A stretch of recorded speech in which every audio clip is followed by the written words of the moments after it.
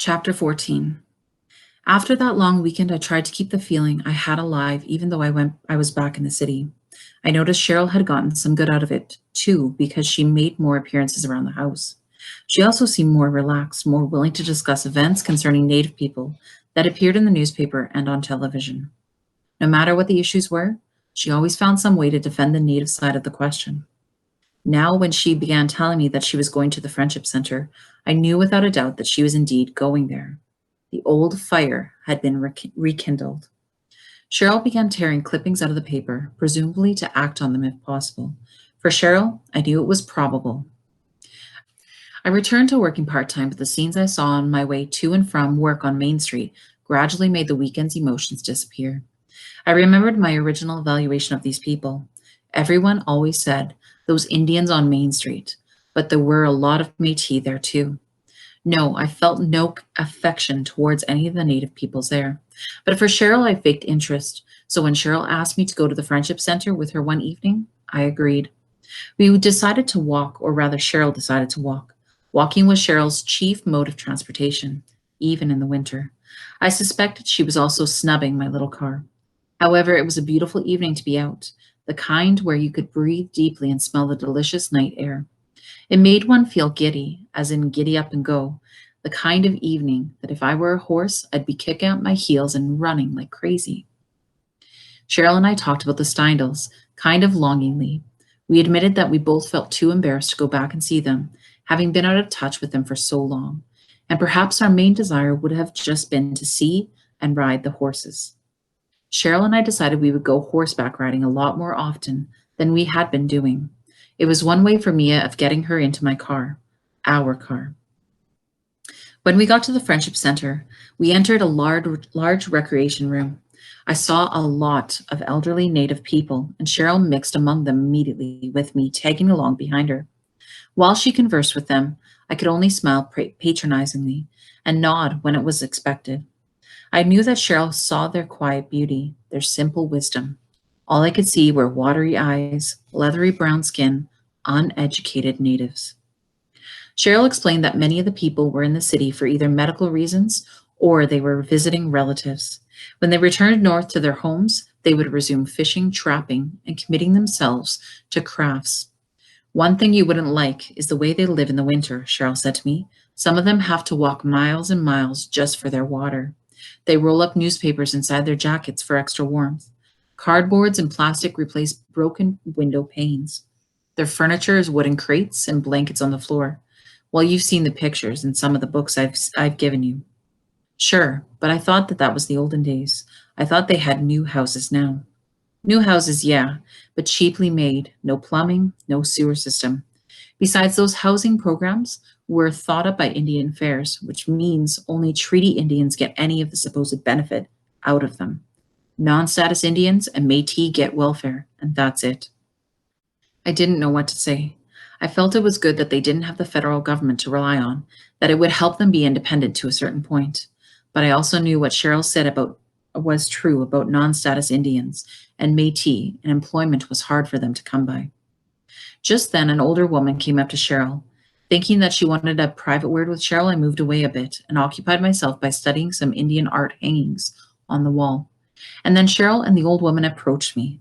The old woman suddenly reached towards me and put her hand on mine. I glanced down at her hand. It looked rusted and old.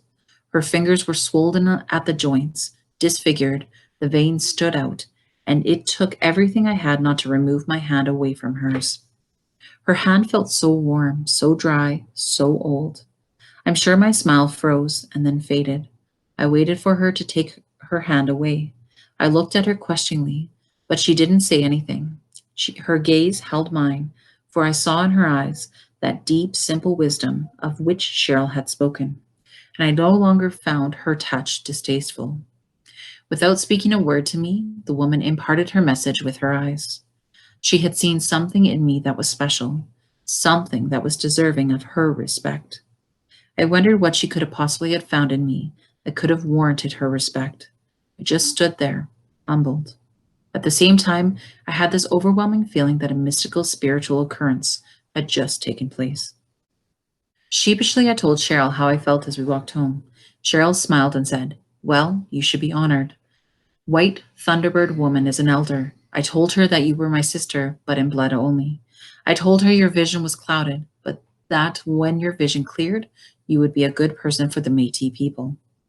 You do have a unique way of putting things. Comes from reading so many Indian books. Actually, most Indians today don't talk like that at all. It's a pity. It sounds so poetic. When my vision cleared, would it ever? And would it mean that someday I would come to accept those Main Street people?" I gave that incident a lot of thought over the following weeks. If I'd had such a grandmother when I was growing up, maybe I wouldn't have been so mixed up. My emotions were getting the better of me. Finally, I put it all down to the fact that it was a very emotional time in my life with the divorce and the rape and all. Still, I continued to waver back and forth as to just how I felt about being Métis. It was a part of me. I was part Indian, but so what? In September, Roger came over to my place on a Saturday morning. It had been 2 months since I had last seen him. I had missed him, of course, and I found it lonely without his company. But then I had Cheryl's company, and that made up for it a little. I had consoled myself by thinking that with me, no deep relationship would ever be possible, and therefore it would be better for Roger to stay away. When the doorbell sounded, I wondered who it could be because Cheryl and I had virtually no one to call on us. Even though she had returned to her former self, Cheryl still had invited no one to our house. It was probably an Avon lady. "Hello, April." "Roger, what are you doing here?" I was surprised and pleased to see him, and a smile came to my face instantly. "Oh, I was in the neighborhood. Thought I'd drop by for a cup of coffee and see how you were," he smiled. "In the neighborhood, huh?" I smiled back and I led him into the kitchen. When I had gotten the coffee, we sat at the table, but didn't say anything. Finally, he said, "Look, before, at the same time I said, I missed you. Well, I missed you too. I was hoping and waiting for you to call me. But then, that's like playing a game, isn't it? And I said I wasn't going to play games anymore. If you don't want to see me, then I want you to tell me now. And I want you to tell me why. Is it because of your marriage? Did you get hurt by it? Is that why you've always held me at arm's length?" "No, no, it has nothing to do with my marriage. I do like you, Roger.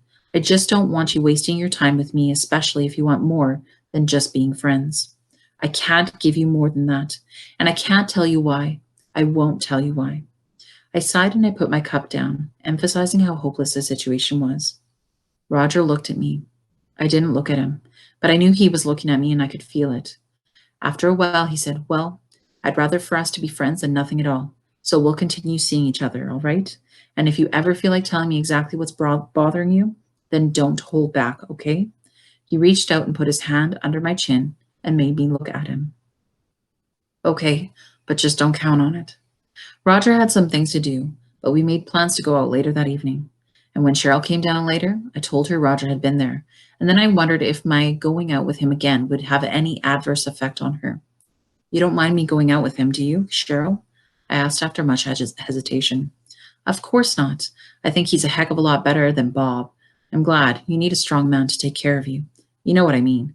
I'm the kind of woman who might feel smothered by a man after a while. But you, well, it's not that I think you're weak or anything. Just that I see you with a husband and kids and still doing what you have to do." I liked Cheryl telling me this. It wasn't quite the way things were between Roger and I, but if I hadn't been deranged by those rapists, that's probably how things would have been. In the middle of September, a police officer came to my place to serve me with a subpoena to appear in the court in the trial of the Queen versus Donnelly on October 10th of 1972. On October 3rd, I had to return to that basement office in the legislative building to see Mr. Scott, the Crown Attorney. He explained that Oliver Donnelly was going on trial only for the charges of unlawful confinement and rape. If a verdict of not guilty were reached, then he would proceed with the other charges of indecent assault, gross indecency, and assault causing bodily harm. If the verdict was guilty, then the lesser charges would be stayed. When I left, I was well aware that the trial was less than a week away. I told Cheryl about the trial, and she said she was going to attend. I told her I'd rather she didn't, but she was insistent. "Look, April, you've changed a lot and I want to know why. You never told me exactly what happened. You smile, you laugh, but I can see it in your eyes there's no joy. I want to help you in any way I can." Cheryl, you blamed yourself in the first place, and it's not your fault. What happened to me was fate. But I know you. You're going to start blaming yourself when you had absolutely nothing to do with it. Some terrible things did happen to me, and I don't want you to know about them, so please stay away, okay? I won't make any promises, Cheryl said. If I can take time off work, I still might come. On Tuesday morning, I was at Mr. Scott's office by 9 a.m. in case I had to go over any last-minute details, and then I was secluded in a witness room while the jury selection took place, and the professionals, like doctors, had their turns to testify first so they could get back to their jobs. Lunch came and went, and it was 2:30 before I was called. I could feel everybody's eyes on me as I walked to the witness stand. My insides were twisted into a knot. Nervously, I listened to the clerk ask me if I would swear to tell the truth, the whole truth, nothing but the truth, so help me God. I said, I do. I was already trembling, and I hadn't said but those two words. While the Crown Attorney shuffled through some of his papers on his table, I looked around, not moving my head. On my left were the jurists. On my right and higher up was the Honorable Mr. Justice Saul. There in front of me, enclosed in a prison dock, was Oliver Donnelly, staring up at me. I quickly averted my eyes. Mr. Scott was quite different in his role before the jurists. He was very sympathetic and seemed thoroughly offended by what he knew had happened to me. Again, I had to tell of the night of the rape. I answered in as much detail as I thought he wanted. I faltered at times, turned red, looked at the floor. It was a horrible experience, saying it in front of all those people, what had actually happened to me. I had to fight to control my trembling and shaky voice. I had to pretend it wasn't as bad as all that. I was asked to describe the man who had raped me, and I did so. Is the person whom you're describing present in the courtroom today? Yes, he is. Could you point that person out? He's over there, I said, pointing at Mr. Donnelly, as I had previously been instructed to do. Mr. Scott said, let the record show that the accused, Oliver Donnelly, has been identified by April Raintree, the complainant. When Mr. Scott finished with me, it was Mr. Schneider's turn. He was a defendant's lawyer. I expected him to be as aggressive as he had been at the preliminary hearing, but he wasn't. After going over my identification of Oliver Donnelly, he asked, all right, you were in the car. What did you do while you were still in the city limits? I sat in the corner of the back seat. Did you fight or plead with them to let you go? No, I was. So you didn't do anything at all? No. Now, would you say the defendant was intoxicated? I don't know. Didn't you state that you smelled liquor on his breath? Yes, I did. You did what, Miss Raintree? I did smell liquor on his breath. You stated that you were going to your sister's place to pick up her effects. Is that correct, Miss Raintree? Yes. Do you know how your sister earned a living at that time? I answered no. At the same moment, Mr. Scott raised his voice, objecting that the question wasn't relevant to the case. The judge intervened to say that he didn't have to make a ruling because I had already answered. After I had completed my testimony, the Crown Attorney called Stephen Gernon to the stand. He was sworn in, but the judge called a recess until the following day. That night, I wondered why the defense counsel had asked what Cheryl did for a living. She seemed distracted, but I didn't think it was important enough to ask her. She said she was going out for a while. I took the opportunity to take my ritual bath. Maybe tonight I would get rid of that awful stench forever. But instead, everything was more intensified. The smell became stronger, as if perfumed oil had somehow turned into their bodily scents. And I again had the visions of their lunatic faces, laughing and sneering. I hadn't been able to say that in court. Frantically, I scrubbed and lathered and scrubbed some more. Finally, I broke down and I started crying. I dried myself off roughly. Then I put my nightgown on and methodically began to brush my hair. Suddenly, I could stand it no longer. I threw the brush down and it hit the bathtub with a resounding clang. Then I snatched the bar of soap and the bath brush and threw them on the floor. With my arm, I swept all the perfume jars and the other containers off the vanity. All I felt was a frenzied frustration. My sobbing had grown louder, and I finally screamed, "You bastards, you lousy, dirty bastards. I wish you were all dead. Do you hear me? I wish you goddamn bastards were dead." And I slumped to the floor and pounded the ceiling tiles as hard as I could. I wanted to transfer the pain from inside to my fist. I cried until I had no more tears. I stayed there for a while, not thinking of anything. Gradually, some of my humor returned, and I chided myself for making such a mess because it was me who had to clean it up in the end. But first, I'd have a coffee. I went to the kitchen. made myself a cup, sat down at the table to smoke a cigarette. It sure felt good after all the crying I'd just done. The second day of the trial started with the Crown Attorney having Stephen Gernon tell everything that had occurred that night. They went over the identification of the rapists. There was no doubt that the Crown Attorney had the identification area well covered. As far as I was concerned, the defendant didn't have a leg to stand on in the way of the defense. The defense counsel then got up to question Gernon. As expected, he asked him what he had originally been charged with. He noted to the jury that Gernon had got the charge reduced to forcible confinement. Mr. Schneider's tone, when he questioned Stephen Gernon, showed his open contempt. The defense counsel brought up the fact that Stephen Gernon had told Donnelly that the intended victim was a known prostitute. How did you know that that certain girl you were supposed to scare was a prostitute? Objection. That's hearsay evidence. Mr. Gernon could not know that for a fact since he didn't know the complainant. It is hearsay evidence, my lord, but we believe that this evidence is important, not to prove that the girl was a prostitute, but that the witness believed her to be a prostitute. Mr. Justice Saul said to Mr. Scott, he does appear to have a point. Overruled. The defense lawyer repeated his question, to which Stephen Gernon answered, my sister told me. And what's your sister's name? Sylvia. Sylvia Gernon. I was indignant that I could be mistaken as a prostitute. If Mr. Schneider intended to prove that I was or ever had been a prostitute, he better forget it. I could prove beyond a shadow of a doubt that I was a decent citizen. It was after lunch recess when Cheryl showed up. I lied at work and told them I was sick. I would have come a lot earlier, but I was stuck at something. I had to finish. Anyway, how's it going? How do you feel?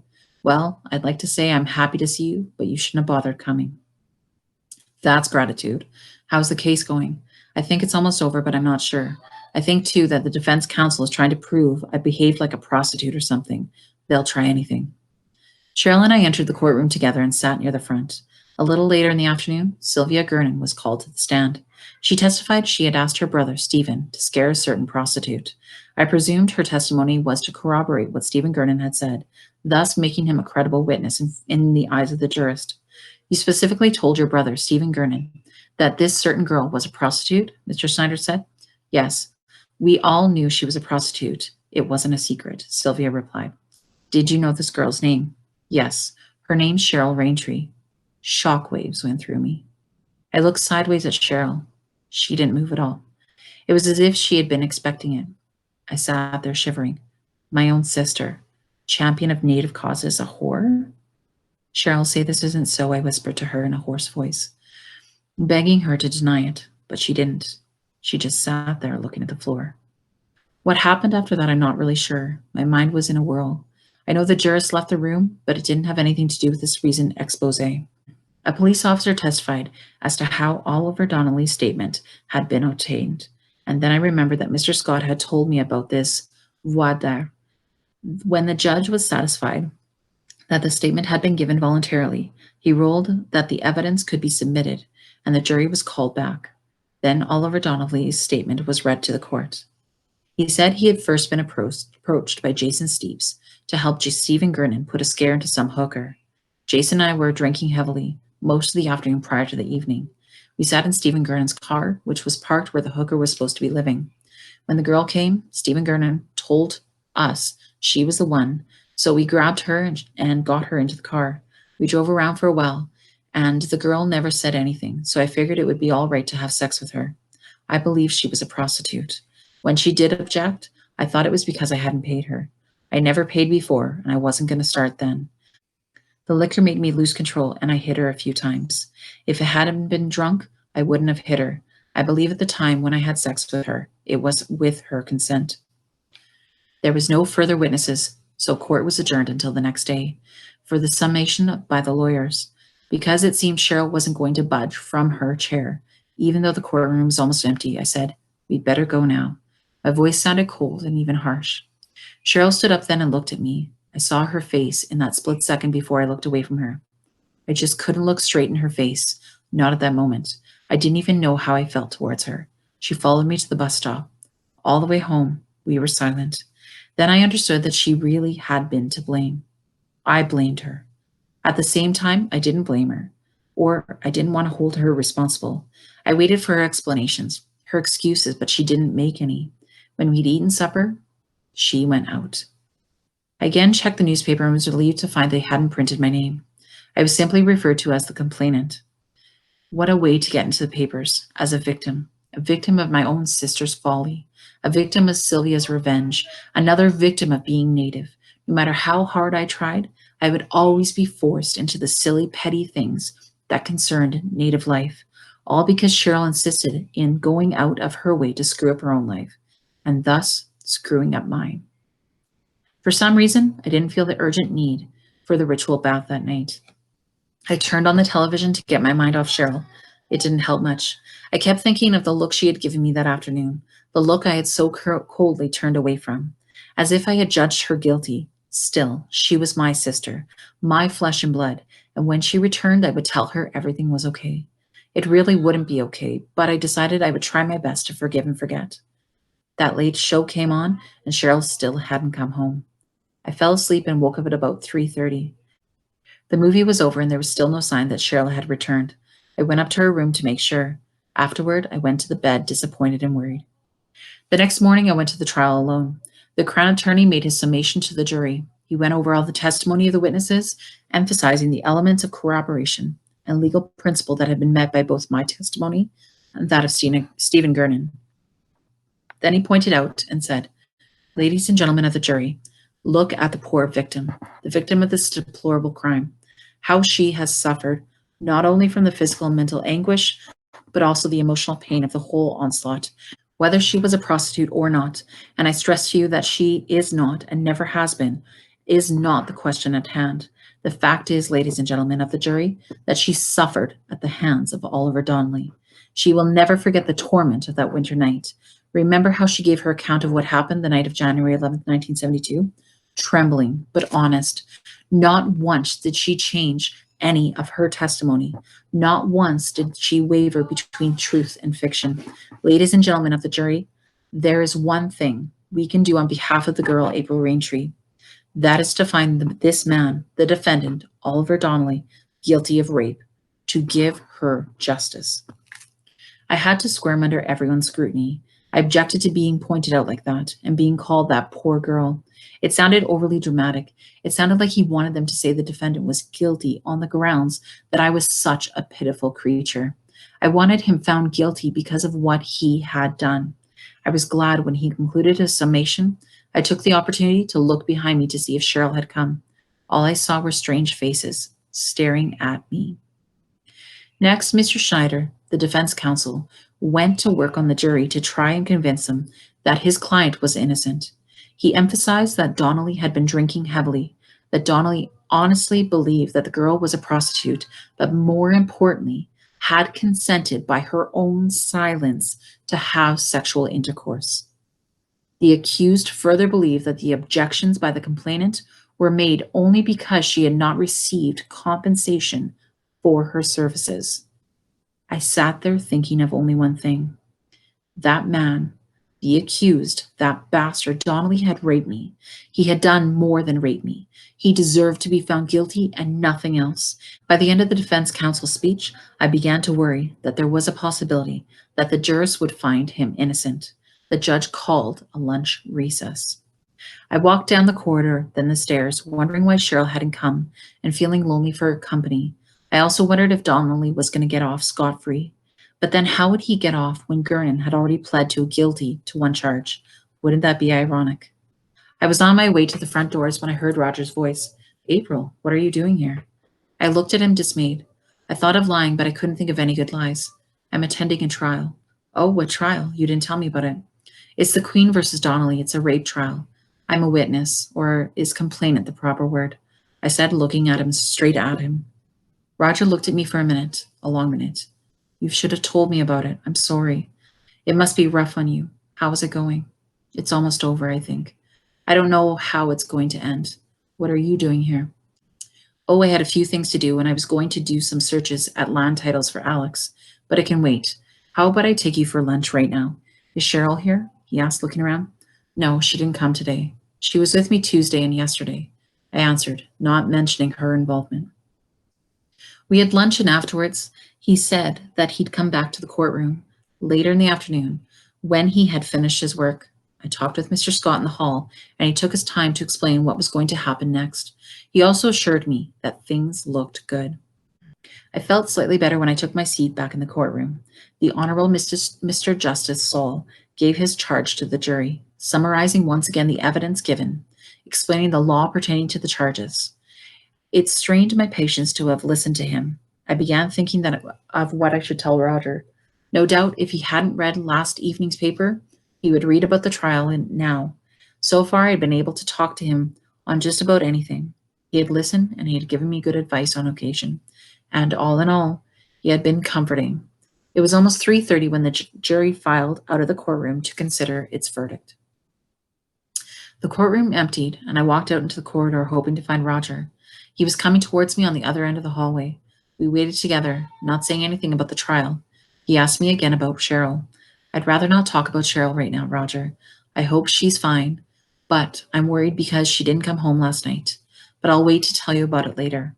Right now, I'm just waiting to see what the jury decides. It was a little over an hour later when we were summoned back to the courtroom. I was impatient because it took everyone such a long time to get back in their places, especially a judge. I sat there, scarcely breathing, waiting for that one word, guilty. The jury filed back into the courtroom, and there was more legal footwork as I waited for that word. I looked at the distant point in front of me, not daring to look at the faces of the members of the jury. I heard the foreman of the jury respond affirmingly to the question of whether they had reached a verdict, and then I heard it. We find the defendant guilty as charged. I sighed with relief. Justice, to a certain point, had been done.